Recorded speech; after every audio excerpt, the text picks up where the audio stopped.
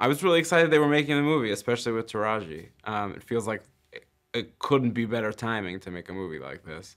So I was excited to read it. I was excited to be a part of it, being asked to be a part of it.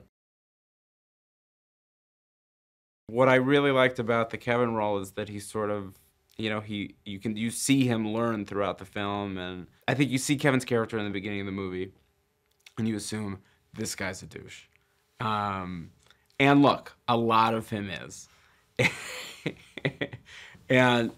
But you also see that he never judged Taraji any different, or her character any differently than he judged anyone else in the film, and it never had anything to do with her being a woman.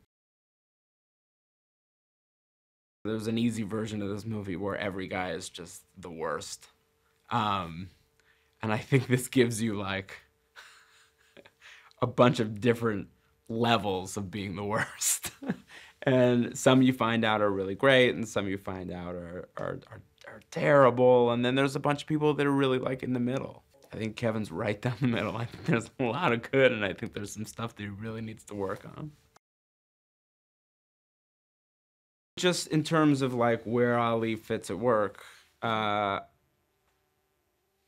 be in such a male-dominated workplace, and to feel like you are the strongest one there, and that you are not being represented or rewarded just because you're female, I think is a very relatable thing for a lot of women. I hope that that's changing, and I think that like this film and a lot of the other films that are being made right now is symbolic of people changing their minds, and people being able to adjust and learn. She's great. Like when Adam told me that Taraji was playing the lead, it just made you read the script and you go, oh, I know exactly what this is going to be, and it's going to be great. So I think that was a big reason to sign on. I think, Taraji is like a great number one. You always want somebody who's really strong in the number one position, somebody who's going to lead everybody because they sort of set the tone, and she's one of those people that sets a very strong but easy tone in the very beginning, and inclusive, and I think everybody else is like, oh, okay, I see what we're doing here. We have to match that. But it's been fun.